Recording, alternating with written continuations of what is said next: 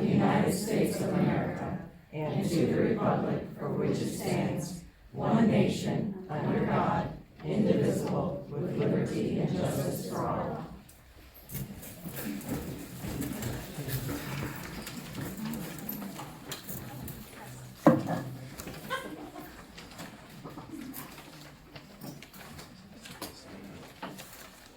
Welcome to the forum on the future for Brevard Public Schools, millage, sales tax, and more. Presented by the League of Women Voters of the Space Coast. My name is Judy DeAngelis Small, the president of the Space Coast chapter, and I'll be your moderator this evening. The League is a nonpartisan political organization. Its purpose is to encourage informed and active participation in government. We work to increase understanding of major public policy issues through education and advocacy. Our panel tonight,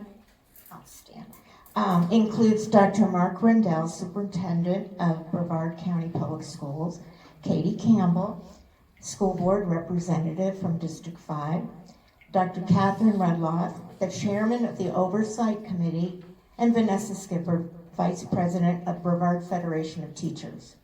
Our forum will be addressing the community's concerns of passage of a millage on the 2026 November ballot. I'd like to introduce each of our guests.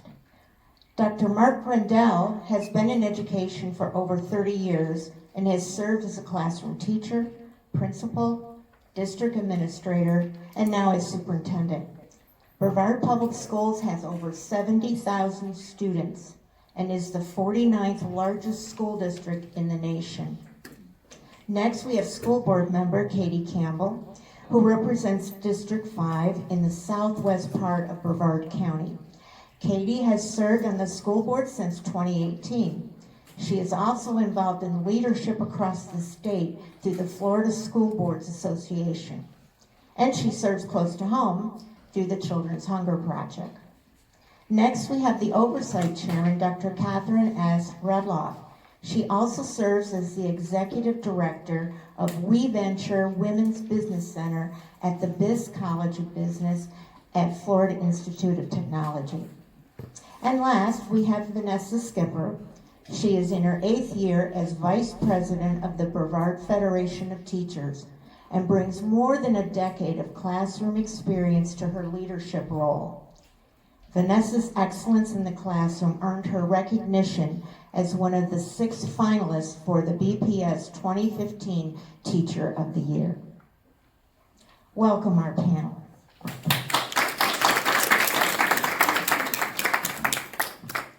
Audience. We anticipate a civil and calm presentation tonight. The purpose is to leave here with greater understanding of this topic. Audience questions will be addressed after the panel answers some of the League Education Committee's questions. Surveys are also out there, so please fill them out for us so we can improve each of our events. Index cards and pencils have been distributed. Please write one question per card, and you can have more cards as needed. Raise your hand and a League member will help by collecting your questions. Tonight, each of our presenters will have 17 minutes on the issue of millage for BPS and their role in serving the students of Brevard County. Diane Conaway, one of our members, is going to be our timekeeper tonight. And panelists, when it gets like 16 minutes in, she'll hold up a little yellow caution sign, and then the red sign will indicate you must stop. Each of our presenters tonight will, I will start off asking some starter questions. Dr. Rendell, are you asking voters to renew the millage passed 6 years ago? And why does the district need this millage renewal? There's a mic right here.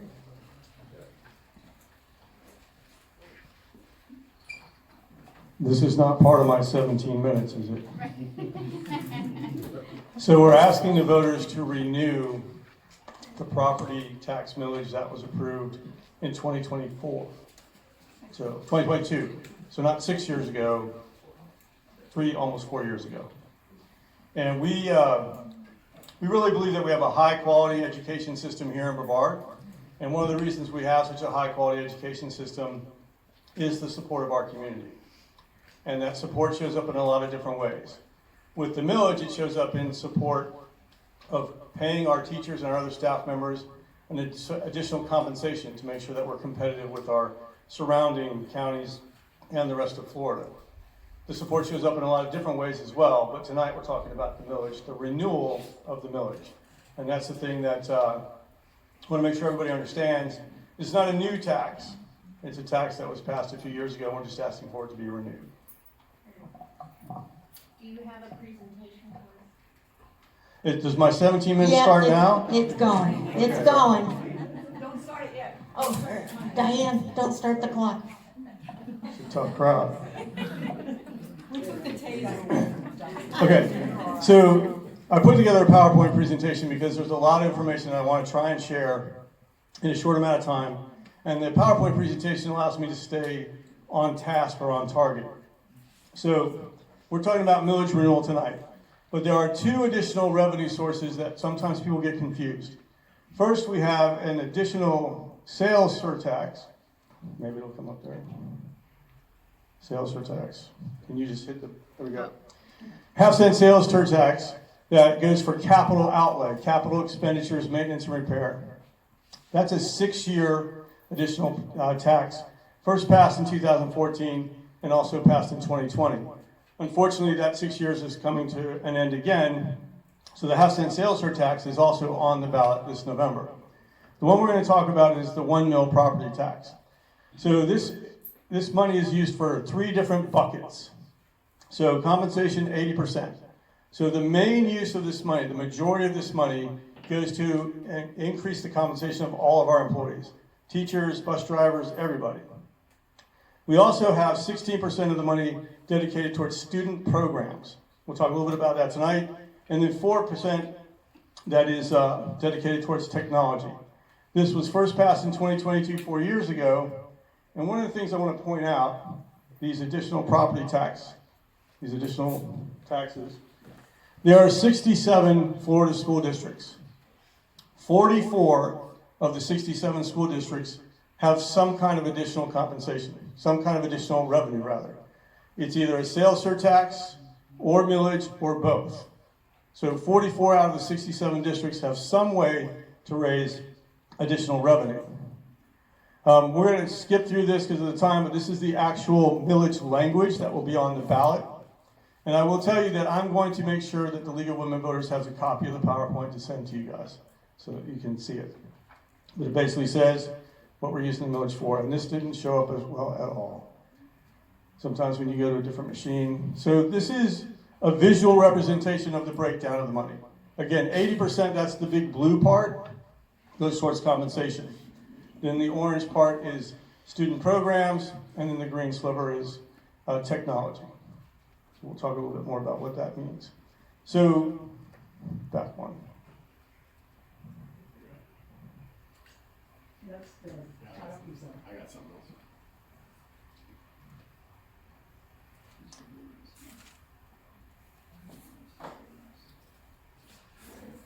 Did you pause my time? Yeah, I wanted to go back one. The slide. Okay. So, if there was one slide that I wanted everybody to see, and we'll make sure you all get copies of this, it would be this slide. Because somebody said, why do you need the millage? That's usually the question we ask, one of the first questions. Why do you need the millage? This is the property tax rates for schools that support schools. There are 3 different types of tax, 3 different parts of the millage that account for our taxes that support schools. The first is the 0.748 basic discretionary millage. The state requires you to levy the 0.748.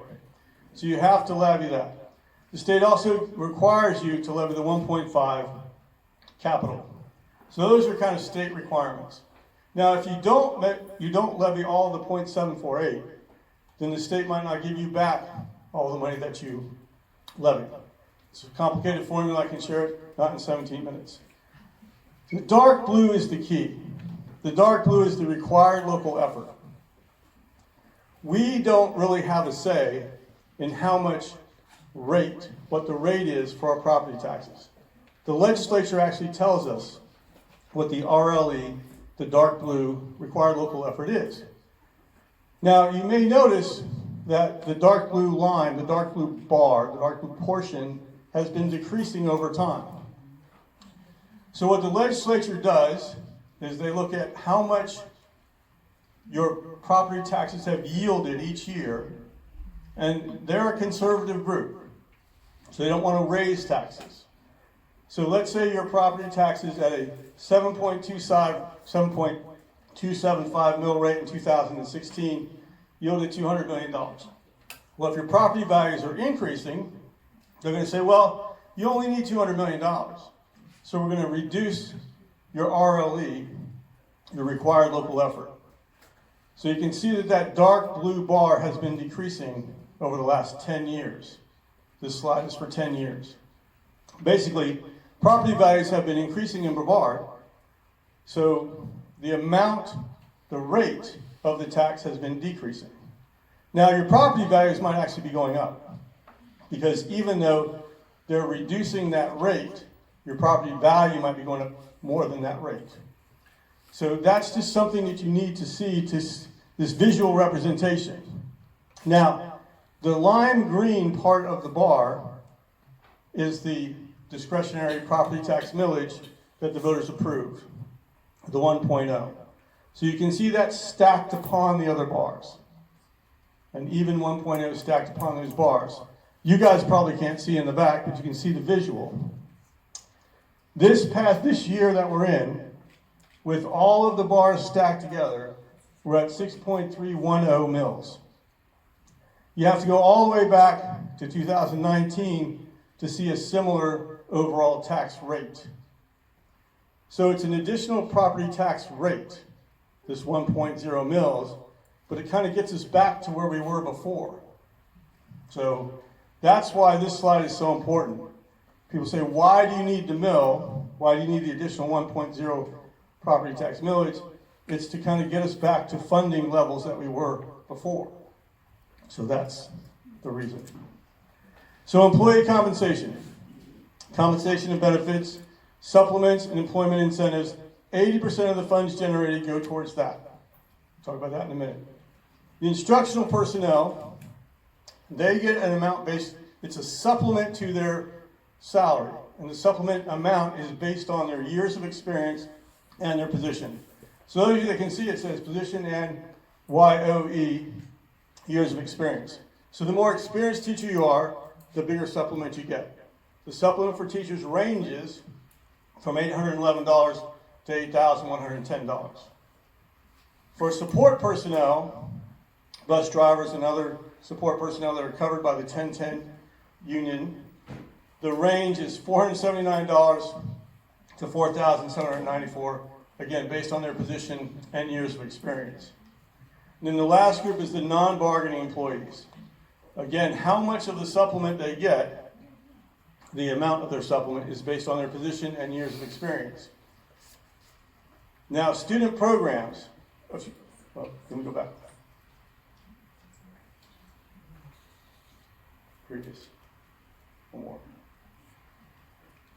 So you can see the amount of supplement, the amount of additional pay that an employee gets ranges from $486 or $479 all the way up to $8,000 for a teacher at the highest level, support personnel at the highest level, almost $5,000, and for a non-bargaining employee, it could be as much as almost $10,000. So that's a significant bargaining chip for us when we're competing with talent with surrounding school districts. This is in addition to their base pay. One of the reasons that we have such a strong retention rate for our teachers and our other employees is the additional property tax millage. So this money helps us compete for talent.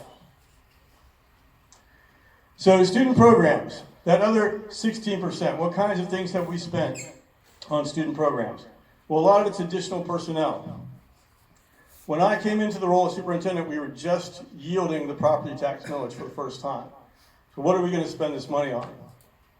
Well, we didn't want to use it to pay for things we already were supposed to be paying for with our regular budget.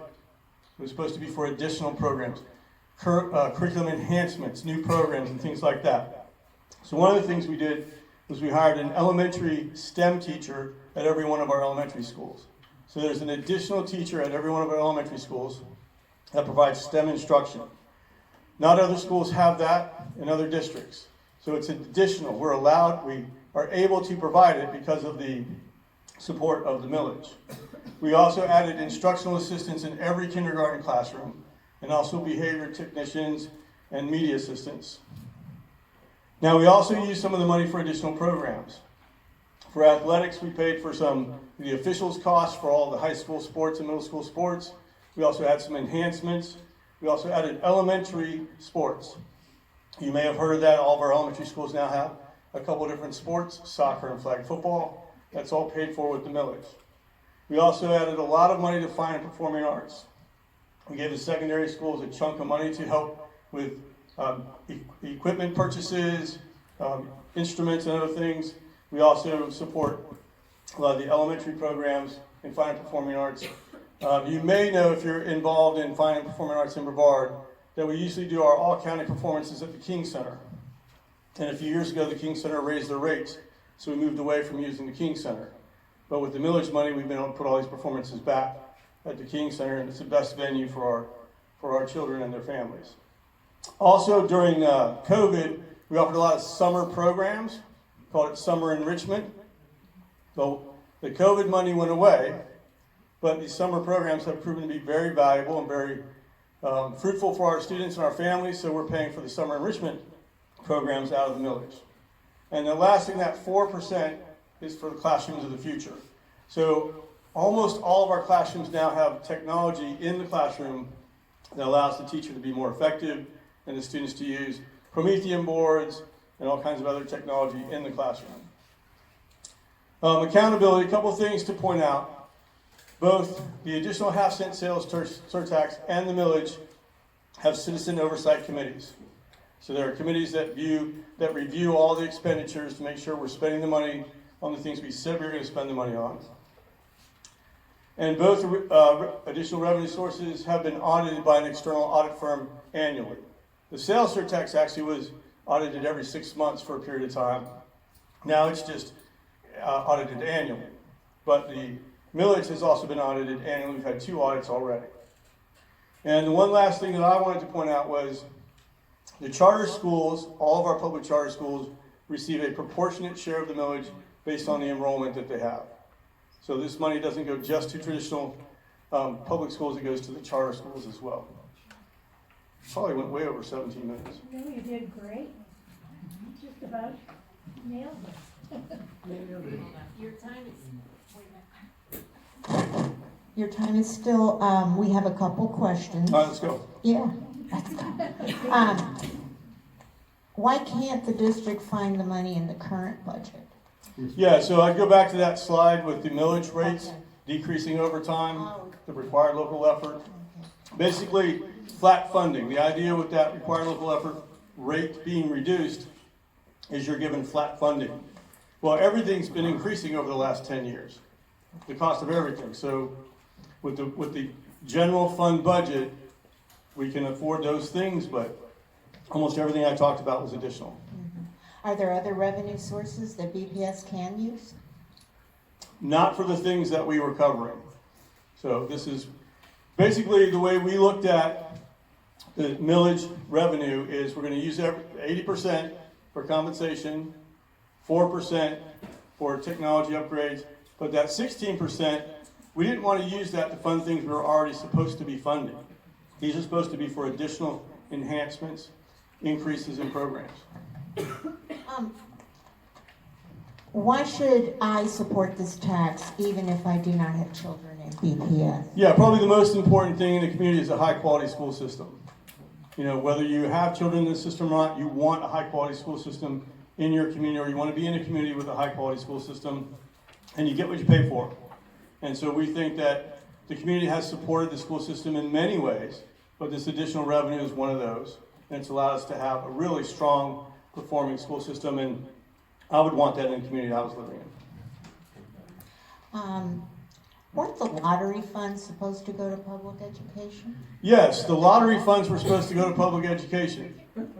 A good portion of the lottery funds do go to public education. Years ago, what the legislature did when the money came in from the lottery, they did put that money into public education. But then out of the general fund, they removed almost that much amount of money out of the general fund. So it wasn't necessarily an enhancement. It did go to support education. That's the answer. Okay.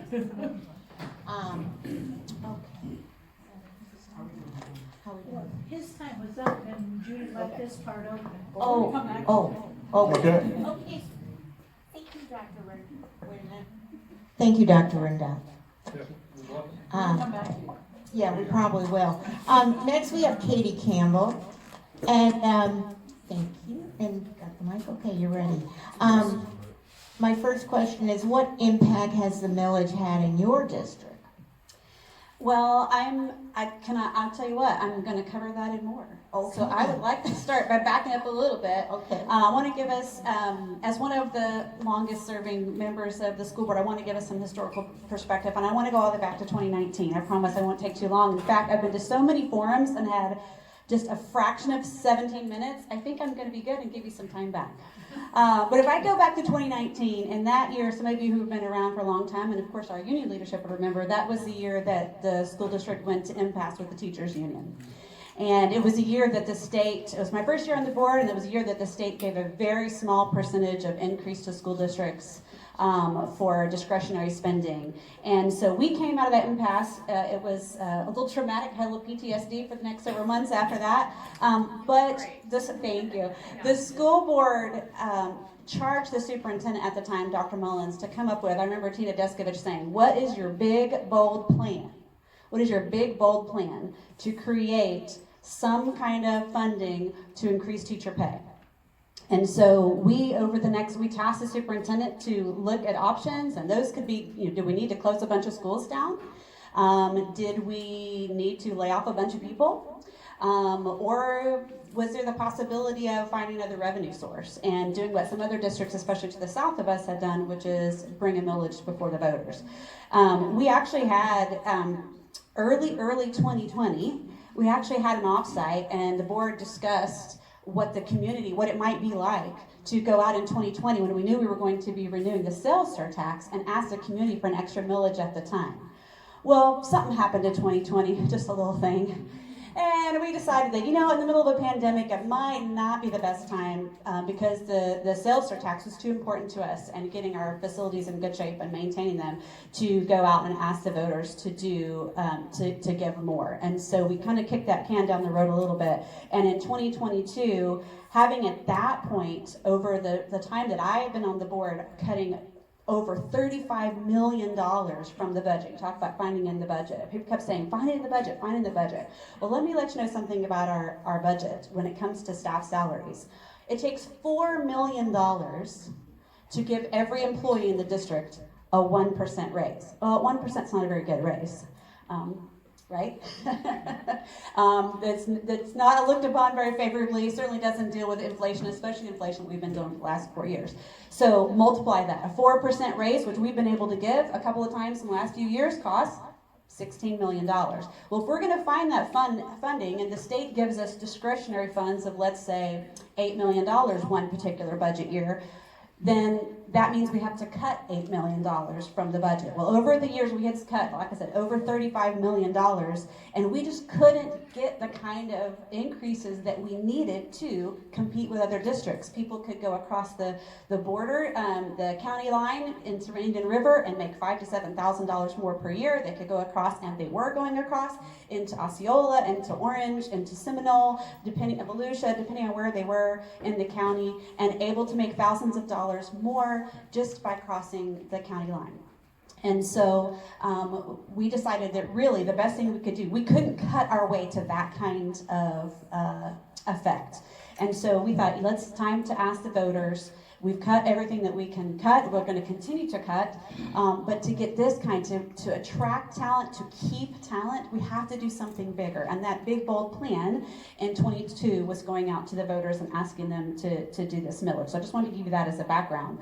When we talk about the impact, the biggest impact, I was in a school this morning, I was in a school last week, and when I asked my principals, how many vacancies do you have right now here at the beginning of March?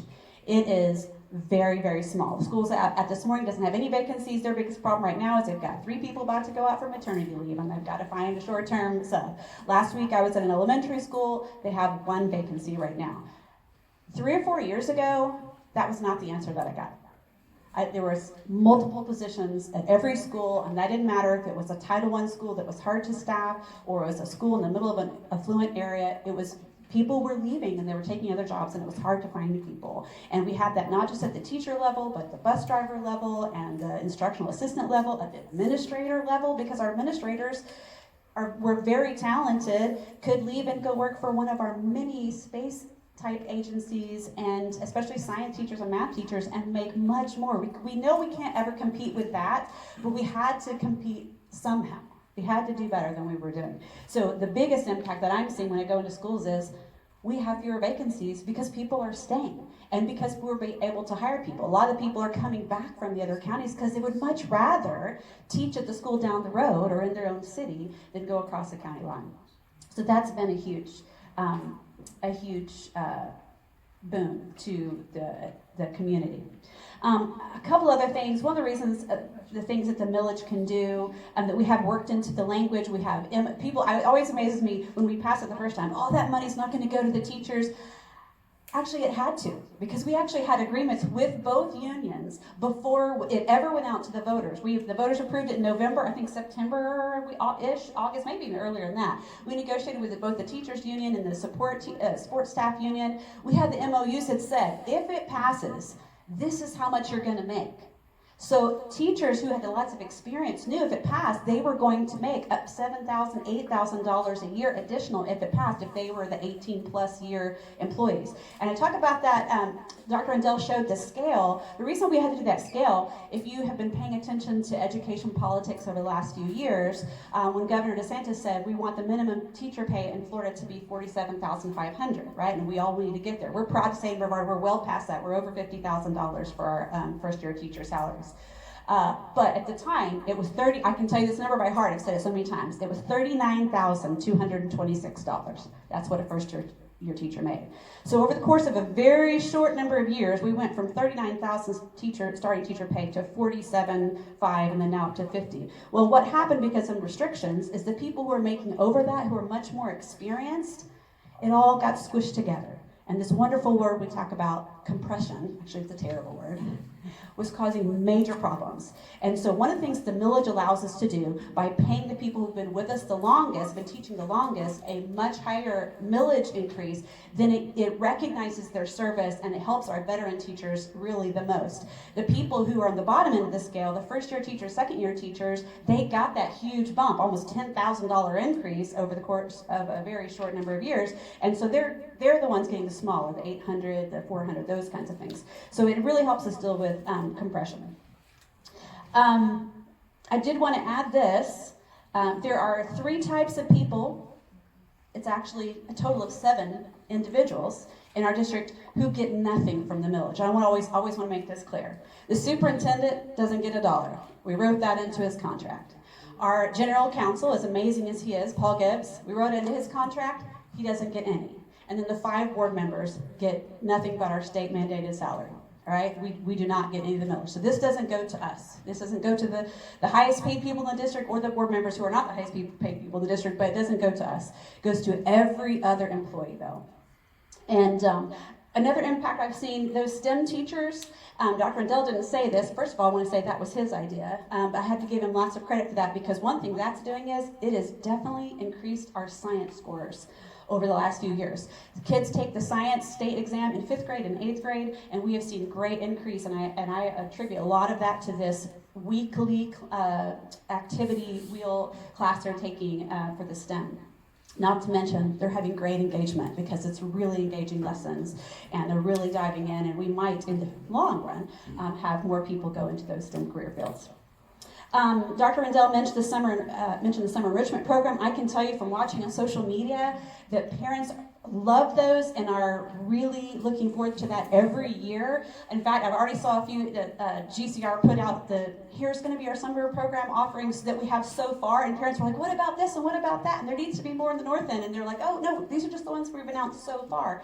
Parents really love those summer programs, and as a bonus, because we offer those, because it's public dollars, tax dollars, not just to BPS students, but to charter school students and private school students and homeschool students and co-op students, it actually is a really nifty side effect of having some recruiting going on. And people get into our schools and see the kinds of programs that we have, and they say, you know what, maybe I want to put my kid in a BPS school next year. And so that's just a little, not that that's why we did it, but a little bonus. All right, I'm going to pause there and take a question. I'm doing pretty good, aren't I? I talk fast. You were under your time. You did great. Woohoo! Palm Bay, your district mostly is Palm Bay, and it's growing rapidly. How should these funds be utilized in that District 5? Yeah. So when we talk about the programs that we're doing, we're not my district, your district. These are programs that we're doing for all schools. And so there is a STEM teacher at every elementary school in District 5. The bands and orchestras and choirs and music programs are definitely, which are strong in the South. Not that they're not strong in the North. Got some North people here. Yeah. This band mom over here.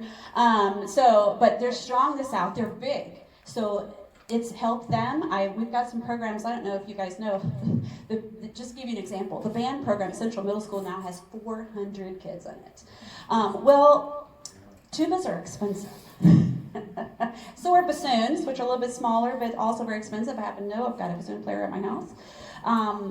Those kinds of things, football, marching band uniforms, things like that, those are very expensive. It's really hard for schools, especially in low-income areas like our Title I schools, to be able to pay that. You go into a more affluent area, they do a couple of band fundraisers, and they can pay for things like that, new instruments, band uniforms. But some of our lower-income areas, which Palm Bay has a lot of those type of schools, it's a lot harder for them to do fundraisers to raise those. So when we are using some of the millage funding to support the fine arts, that is very helpful.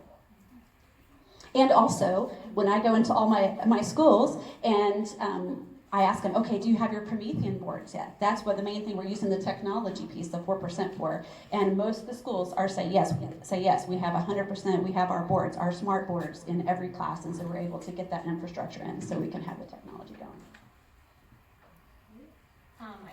I guess you answered the. Well, the Okay. time was up, so your voice additional. All right. Yeah. You good? Okay, we're good. Yeah. Awesome. Thank you, guys. And by the way, thanks for being here. It shows that you care about our community, and I appreciate that we have such a good turnout tonight. Thank you, Ms. Campbell. Dr. Catherine Rudloff is our next speaker. How do voters know funds from the millage will be spent as promised?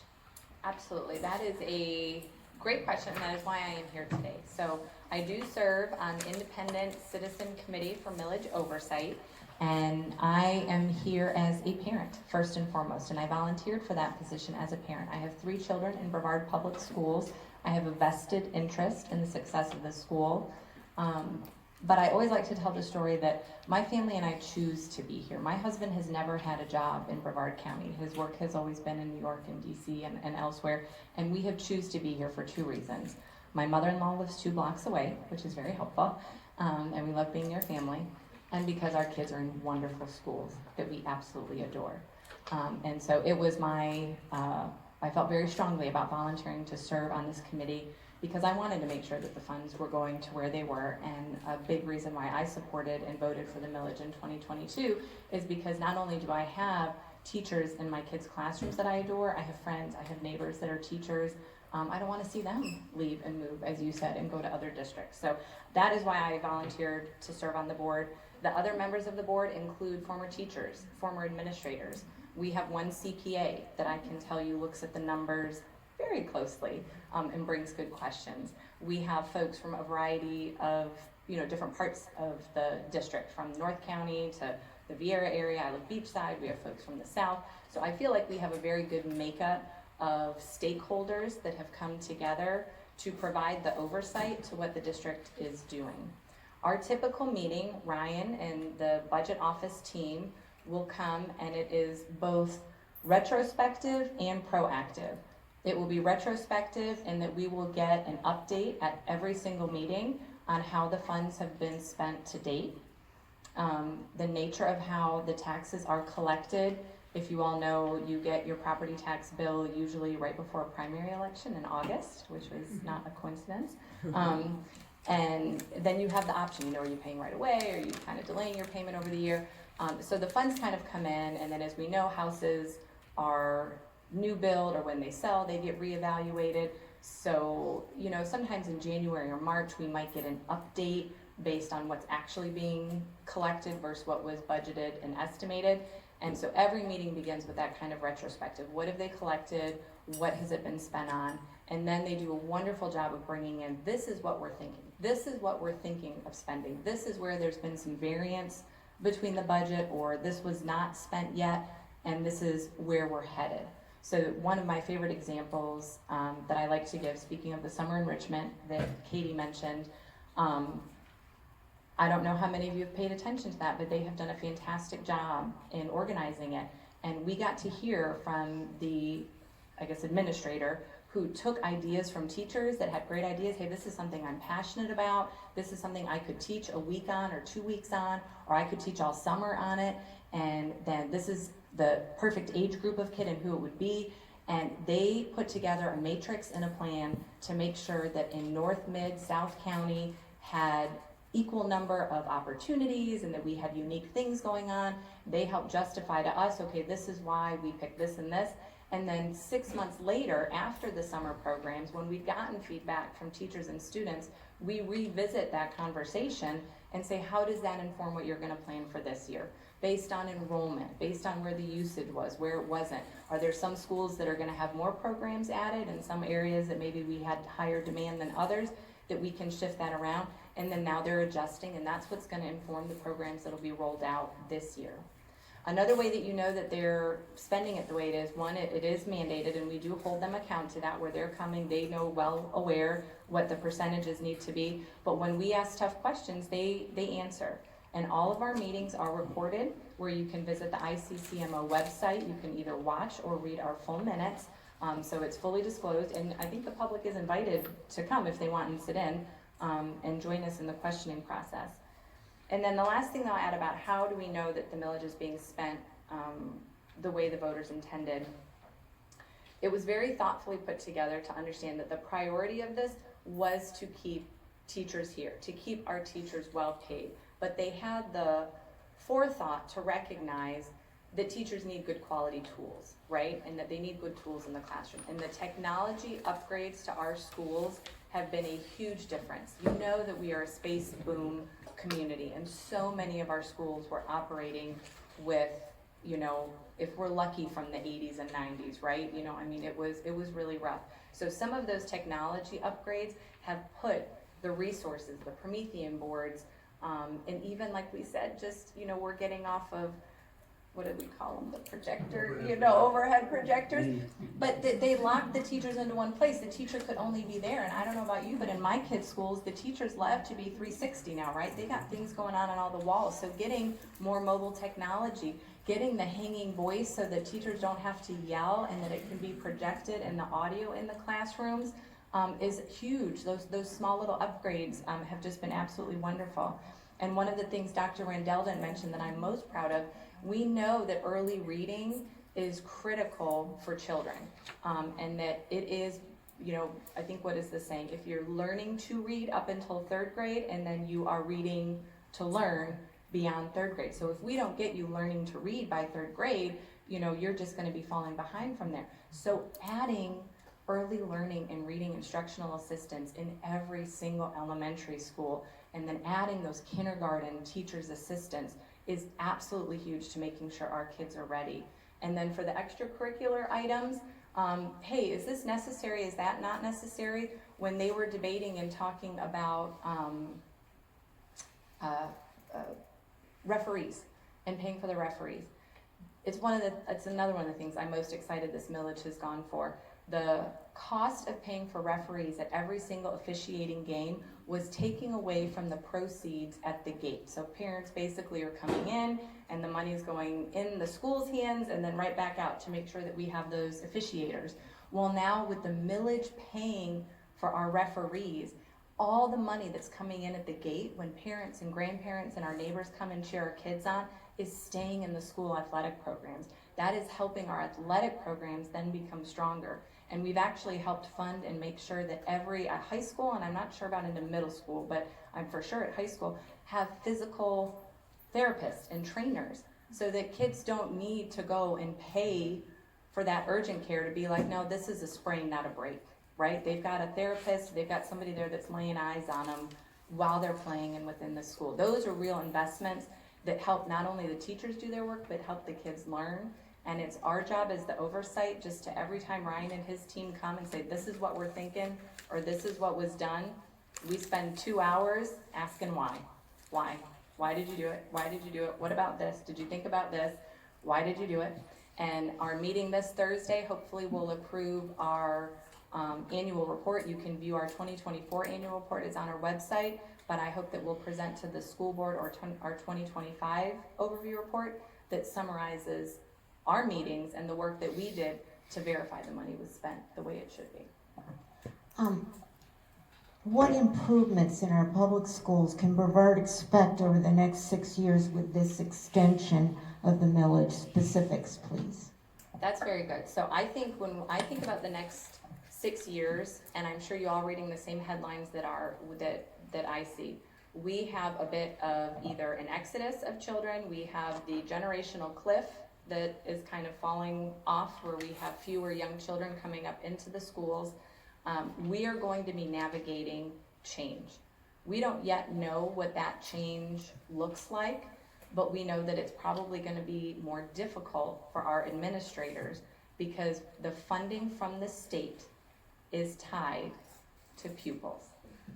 The funding from the state is tied to pupils, to children. So that funding is going to be a variable that if we can already see that population cliff bouncing off, kids pulling out, that number will be going down. Investing in our local community in a local millage guarantees that we have revenue that will be coming in to make sure that their budget, no matter how small that is coming from the state, that we are investing in our local schools and that they do not have to be in a position to cut $35 million in a year. I cannot imagine. I cannot imagine the hard challenges and decisions that had to be made. So that is why we need to invest in our school and continue to support the millage. Thank you so much.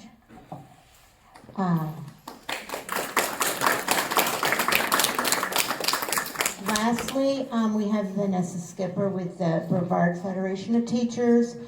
Vanessa, how will this millage help with hiring teachers? I think we've touched on it a few times, or a few of the panelists. We've really seen this millage be something that retains our educators, and so obviously keeping it will keep teachers in the classroom.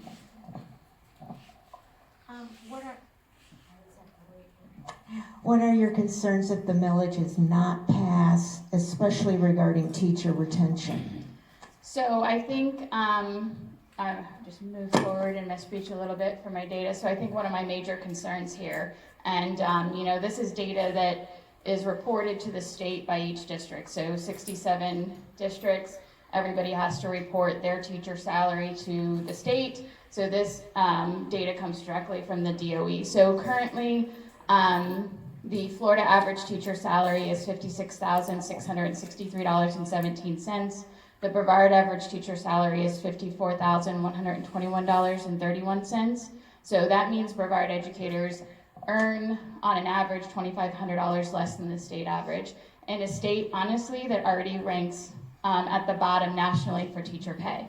And that's not because we haven't gotten raises over the past few years, right?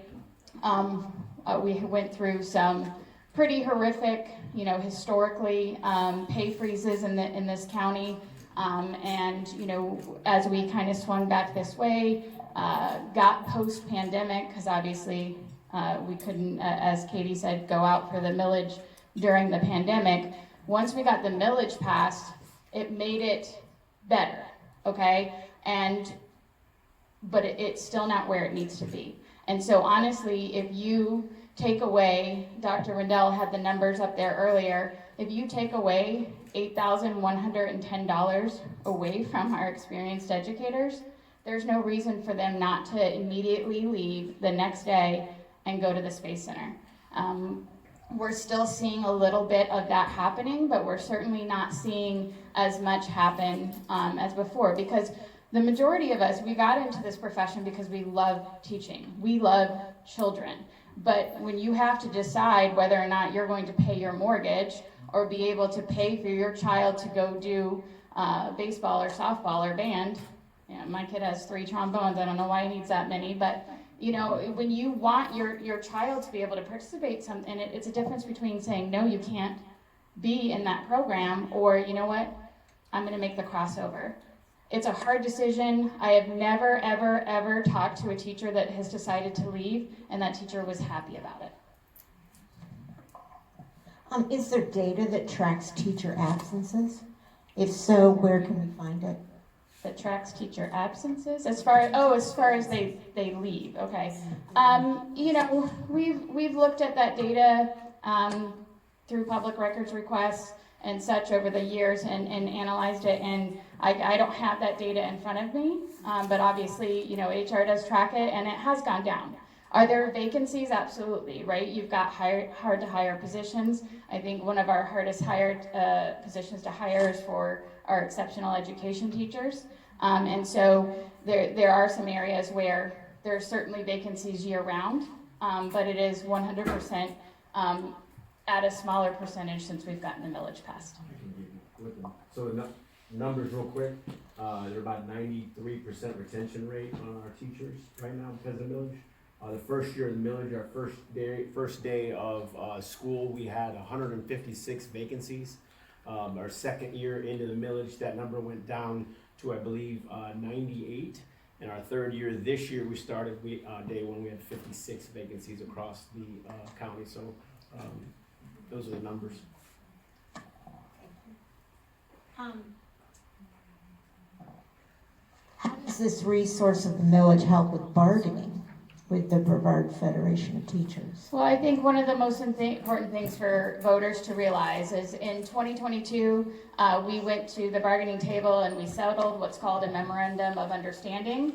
And that was something that we absolutely said we had to do before we went out and asked not only the voters to vote yes, but our members and our teachers in our schools. We wanted to be able to look them in the face and say, this is what you are going to get.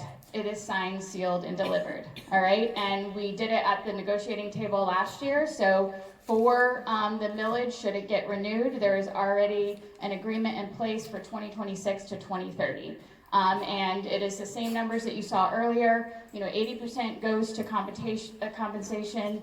Of that 80%, BFT's pot is 69%, and then 10.5% of that is for supplements. So, you know, for department heads or a softball coach, you know, band director, those things. Do you believe that millage is critical to keep teachers? I absolutely believe that millage is critical. Thank you very much. Do I not get 17 minutes? Because I usually only get 3 minutes over here. So, okay, just checking. I don't have 17 minutes of. You actually have 10 minutes left. 10 minutes left. Okay, let me see what I. Okay. All right, You all got right. it. So I just want to kind of bring this home a little bit. So I talked about the wage gap, right? We're already $2,500 less than the state average. So if for some reason voters go to the poll in November, and I believe in Brevard, I believe that Brevard's going to vote yes, but if for some reason they don't, right, that gap widens immediately. We lose more experienced educators, we lose stability, we lose more people who make strong schools possible. And honestly, I wanna bring this home in a way that only the Space Coast can. Just a few days ago, I don't know if you guys were the same, I was watching the launch on my television, and with 2 minutes to go, I ran outside to my driveway. And how cool is it that we can say, where'd you watch the launch? From my driveway, right? We watched 4 astronauts climb into a spacecraft built right here in our community. And we watched history made as we have humanity's return to the moon. I'm getting goosebumps again. Artemis 2 isn't just a mission, it's a statement about who we are as a community. NASA launch director Charlie Blackwell Thompson told the crew, on this historic mission, you take with you the heart of this Artemis team, the daring spirit of the American people, and the hopes and dreams of a new generation. That line, the hopes and dreams of a new generation, is exactly why we are all here in this room. We might have differing beliefs, we might have different ideas about how we get from point A to point B, but I have to believe that we all believe in the hopes and dreams of a new generation. And that new generation is sitting in Brevard's classrooms right now. They're the children of engineers, technicians, welders, coders, machinists, mission specialists. They're the future workforce of NASA, SpaceX, Blue Origin, and every other company that calls the Space Coast home. They're the next generation of explorers, innovators, and dreamers, and they deserve the very best educators that we can give them. But here's the absolute firm truth. We cannot prepare the Artemis generation with below average salaries and disappearing supplements.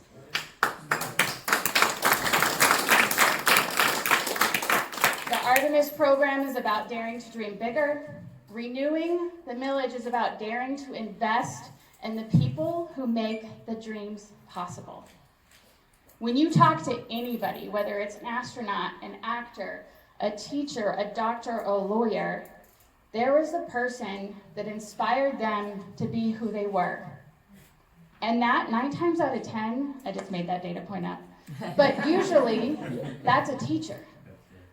That is an elementary teacher, a high school teacher, a college professor. Somebody inspired them to go into that profession. And I do want to address something because, there is obviously something drew you here, whether it's, you're an absolute yes to vote for millage, or maybe you're on the fence, or maybe you're like, I'm not voting for that. But I need you to know, right? This is about something bigger. It's not about the beef you might have with district leadership, or maybe the beef you have with the union.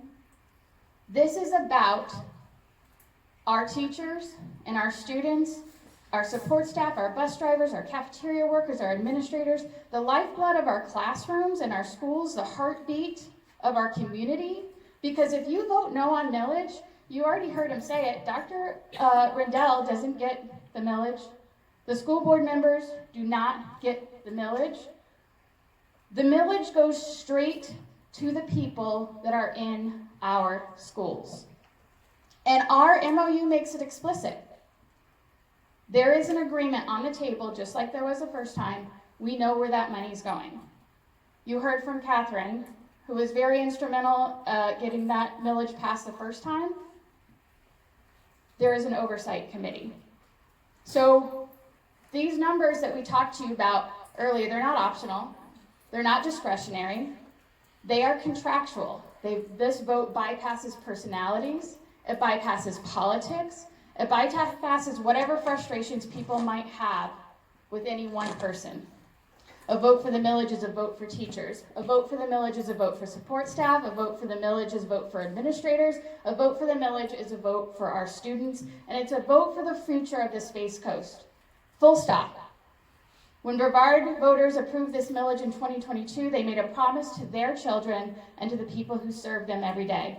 That promise has worked. It supported our educators, it strengthened our community, and voters still believe in that promise. We have already done a poll, and we'll do another one. It was done by Clearview Research, so an independent poll, and 72% support renewing the millage. Obviously, we're not going to sit back, okay? That's why we're having tonight. We're doing other things as far as BFT to make sure that this gets passed, and we will be doing, obviously, more polling as well. Renewing the millage is not about creating something new.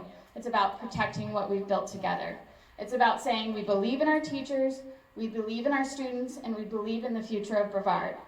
And we're willing to invest approximately 41 cents a day to keep that future strong. Did I go over? Great. Vanessa, how is BPS using social media to drive this effort? Rallying BPS staff, partners, etc.? I can talk about BFT. So I think, the first thing that we've obviously put out was advertising about this forum. That will ramp up. We have been working with our schools and the newsletter we send out to members, talking about the millage, talking about renewal. We will have, a lot more going forward, especially after we do more polling and we start hitting into the election year, or election time. Thanks, Vanessa. You're welcome. Anything else? Does anyone else on the panel care to talk about how BPS is using social media and rallying the staff and the partners, etc.?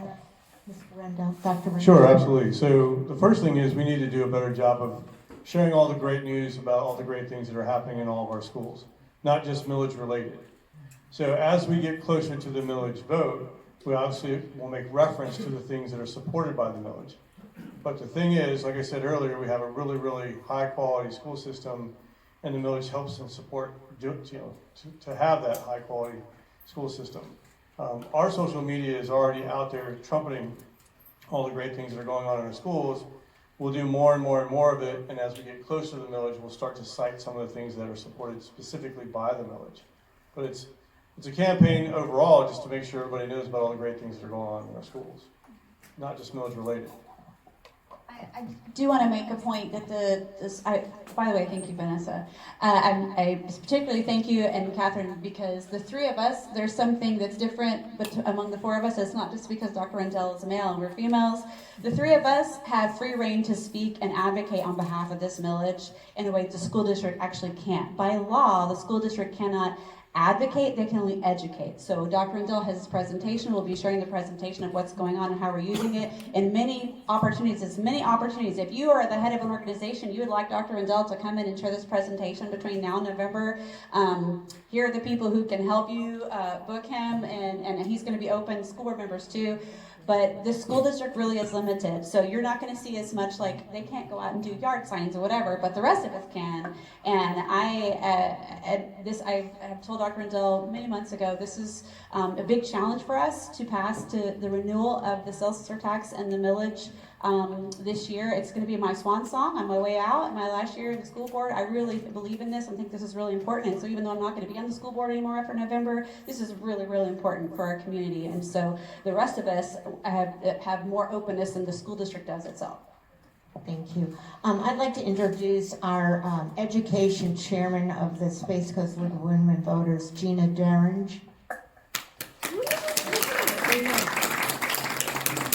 Let me share with you just the reason why this happened tonight is that I'm a retired teacher and I've made an imprint on my students' life. When Vanessa and I worked at COCO together, we would work with students that we felt needed extra, and we did it. People do not understand millage. We are finding it out when I go out for tabling events at the schools, or when I'm talking to people, hey, I'm on education chair. They really do not understand taxes. They do not understand how our school's funded. I get pushback all the time with, well, why should I fund it? Because I don't have schools and I don't have kids in school. And my comment is, but we're a village, right? I mean, don't you want the police officer that shows up at your house to understand and be able to read? And don't you want the guy for the fireman that comes in that they did pretty good in physics to understand how to get you off the kitchen floor? So we started with, I have to say that's simplistic to them, Ryan, because they don't get it. As a government teacher and a civics teacher, I sometimes feel like a failure. But please talk to your neighbors about this. They do not understand millage. They do not understand that it is the teachers that I worked with that worked as an Uber driver or as a bartender on top of grading and being with the kids and doing and coaching. They deserve better. You know, they really do deserve better. So please, I asked Dr. Riddell, hey, if this thing's a success, can we go to the south of the county and do a show down there? And he said, yeah, because we really need to get this information out. And it is an honor to have so many of my friends show up and people that I know from school board and from my prior life teaching. Thank you. Gina, can I just comment on that real quick? So one of the things that we hear most often is that they waste our taxpayer dollars. There is waste. There is waste, fraud, and abuse in taxpayer dollars. I would encourage anybody who runs into the person saying, I know that there is waste, fraud, and abuse. If you can't sit through their long and frequent meetings, check out the ICCMO website. Our meetings are short, 2 hours, once a quarter, and we go through in detail looking at this budget, and it is citizens just like you asking the questions you would ask. What's this for? Why is that? How come this is only at 20% spent? When are you going to spend the rest of the 80%? And they have to answer it, and they do. I rarely leave a meeting not having a question. So if you run into the people who say they're wasting money, there's fluff in there, I promise you every penny of the school money is accounted for. And not only that, it has 20 layers of what they are and are not allowed to do with it put on, and they have to manage that. I give our administrators a great deal of credit that they are able to do it. And the one thing I didn't say in my portion, and if I have a minute, I'll tell you, that this is not top-down spending decisions. One of the things that was most impressive when they decided that they had funding and it was going to go for the arts, they asked the teachers, what do you need? And some came back and said band uniforms. Some came back and said we need instruments. Some came back and said we need sound equipment. Some came back and said their PAC needed updating. It was different. It was different for each of the schools, and that let them take those big requests, put it into the fancy spreadsheets that I know they use, and come up with an amount that they could offer to each school and say, do what you can with this for instruments, for uniforms. My son plays in the band at Cocoa Beach Junior Senior, and for the first time in school history, they will be going to the state MPA. They have never gone before. We could not be more proud, and that would not have been possible without the instruments, the investment in the teachers, and a culture that kids felt they could enjoy band and it was a valued part of their school experience. We have some questions.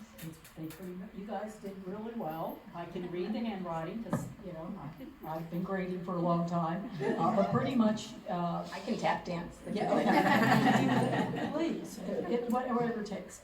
Most of the questions were answered. I guess what a lot of people are concerned with is, what if it doesn't pass? What is the plan? Dr. Riddell, that is. Well, I'll be gone. I'll be gone. We're not going to let that Dave's not happen. out here. So what's the plan? So one of the things I probably didn't communicate very well earlier, and I want to make sure we communicate, is we appreciate that this is additional revenue. That's how we view it. It's additional revenue. Because it's additional revenue, we're able to reward our employees. So Vanessa talked about it a lot.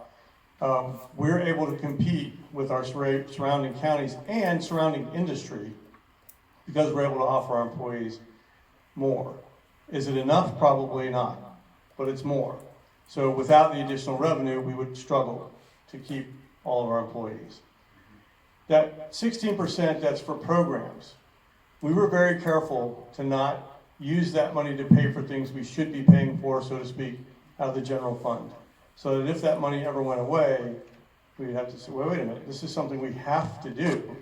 And now we have to find money for it that we, so this is all additional enhancement type of programs. Now, I would argue that an instructional assistant in every kindergarten classroom is necessary, but the state doesn't fund us for that. I would argue that a STEM teacher at every elementary school is necessary, but the state doesn't really fund us for that. So a lot of the things that I'm saying we viewed as additional enhancements, extras, are becoming part of the fabric of how we do things. And so it will be very hard to provide the same quality of educational experience for all of our children without the additional funding. The other example of how this has been used really wisely, while they, aren't giving directly to the teachers, the district has taken on, if you are asked to teach outside of an area that you're trained in, and so you need to go then seek your certification, right, so that you can teach in that area. In the old days, teachers had to pay for that themselves out of pocket. So something you were required to have in order to do a job that you were hired to do, you had to go pay for that certification. With the millage funding, we offer our teachers the opportunity to go through that training that the district will pay for. They offer different programs, and they can sign up. They can still choose to go to BCC or somewhere else and do it on their own if that schedule doesn't work for them. But we offer, if you're teaching the special, and I'm gonna mess it up, but the specialty learning, special ed, and you need that certification, we'll offer it, and it can be paid for by millage, so that's not coming out of the teacher's pocket anymore.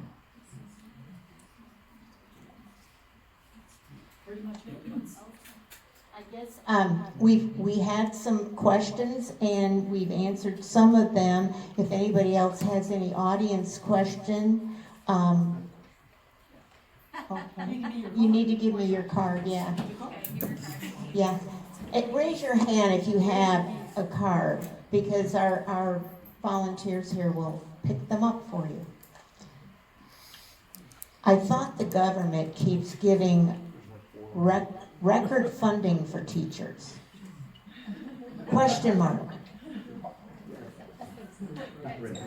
I'm going to kick us off here, and then I'll hand it over. Just going to be appropriate. Okay. Unfortunately, there's been a lot of funding that's been diverted outside of our public schools. That is just the environment that we're living in now. And you can look at anything. Even we've had legislators from both sides of the aisle in Tallahassee saying that there's a lot of state funding that has been unaccounted for. They have yet to fix that issue, because obviously you can just decide to homeschool your kid and take the money that should be going in to our schools. So that is part of the state funding problem. The state likes to say that they fund historic raises for us. That's not happening. 0.46% is the money that, the state sent for BPS. So that's about $20 per teacher per year. It's not historic funding. It's just not. So that's one of the things that I'm extremely grateful for Brevard voters. There was an approval rating of the millage of 58%. We've got to go pound the pavement. Everybody that's in this room, we all can do our parts, because we cannot count on that funding coming from the state, because it might be historic funding, but it's not historic for us. I think that's... I could keep going, but Well, I just want to go back to that number, if you remember the number that's ingrained in my brain, which is 39,226. That's where we started. And so the historic funding, it was, to go from $39,226 for a first-year teacher to $50,540. That's a huge increase in starting teacher salary. The problem was all the people who got caught in the middle, the people who were making $49,000, and they just got a little bump. And those are the people that we were losing, the people who were on their 3rd, 4th, 5th, 10th, 12th, 15th year of teaching, 20th year of teaching, and just couldn't do it anymore. And so the millage is what really had the biggest bump for them, because the people who got the historic increases were those first year, second year teachers. I think my starting salary was $36,000. So when you put that into perspective, right? That my years of experience in year 20. the gap is huge, so the millage has helped with that. But there has not been funding to, and one of the great things about millage is, right, there are hundreds of pages of law that dictate how we can negotiate salary.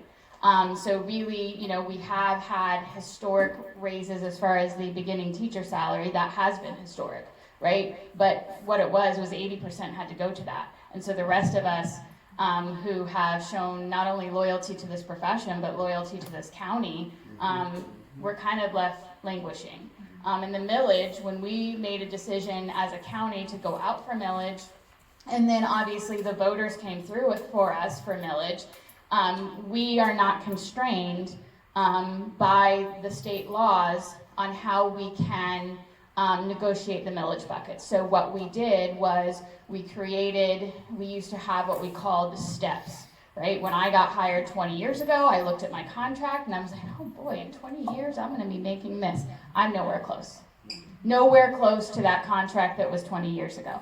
But the millage allowed us, we didn't have that constraints to sit down and say, okay, we're going to fund the millage raises or salary supplements, which are also FRS, Florida Retirement System eligible. So these salary supplements aren't not only salary supplements, but they're also going towards a teacher's retirement, which helps with retention, because if you know your retirement is being built up more, then that's helpful as well. So we have buckets from 0 years of experience all the way up to 19 plus.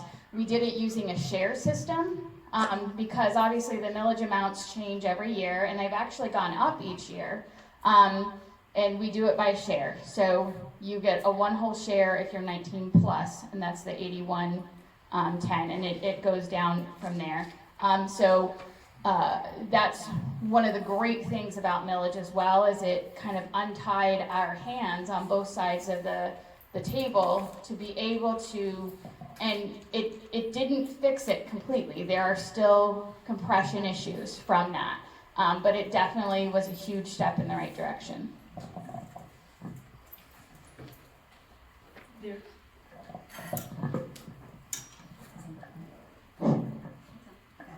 The question was, why, and I'm not sure where they got their data from, why is our county the lowest in the state in terms of if they can pay for schools, which I don't know. What county pays the lowest in Florida? Do we know? Would it be like at Dixie? Yeah, it's gonna Small be rural. It'll be the small rural counties, and I can say that from doing research. Yeah, I think up in the corner of the Panhandle. So the question is, there's a question about reading coaches. We understand that there are going to be cuts with reading coaches. That is so critical for our data for our schools. What is the plan to work with the cutbacks due to declining enrollment? So the reading coaches their positions aren't tied to the millage. The reading coaches mostly were reassigned. There weren't a number of coaches that were cut. It's more like reassignments, from either full-time at this school, now next year they're going to be part-time at this school and part-time at this school. It's really a redirection of resources. It really doesn't have anything to do with the millage.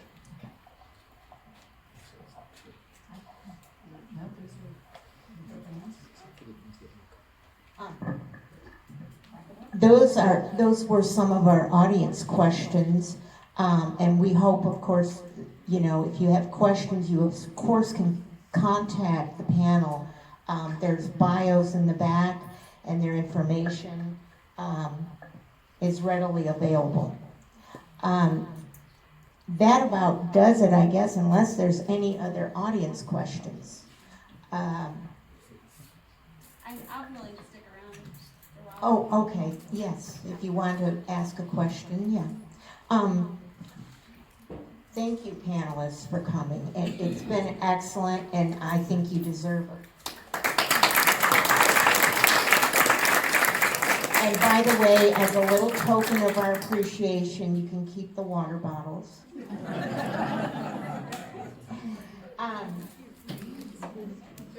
And I want to thank all the volunteers on the Education Committee and here tonight They were wonderful, setting up early, and the organizing committee and the league education committee really did a good job, I think, planning this event, and we will have others. Thank you to the audience. You were a great audience, and for coming out here in the rain. Hopefully your questions were answered, but if not, again, please feel free to contact. They'll hang around, I guess, to answer any questions. And there's cookies in the back. Also, please fill out our survey. It's real important for us to learn from every event, to do it better next time, I guess. We are having several events coming up throughout the election season. First, we're going to celebrate our nation's 250th birthday party, and we will be collaborating with the Brevard Public Libraries to present America 250.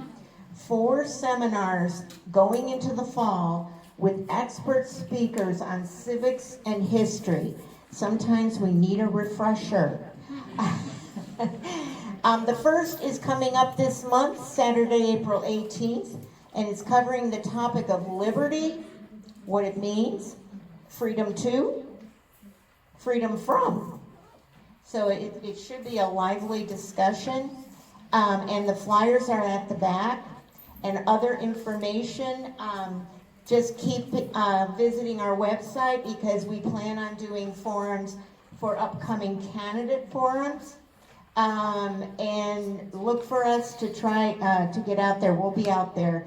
And so promote us if you can, get people to come. So anyway, thank you so much for coming, and it's been a great time. All right, thank you for the information.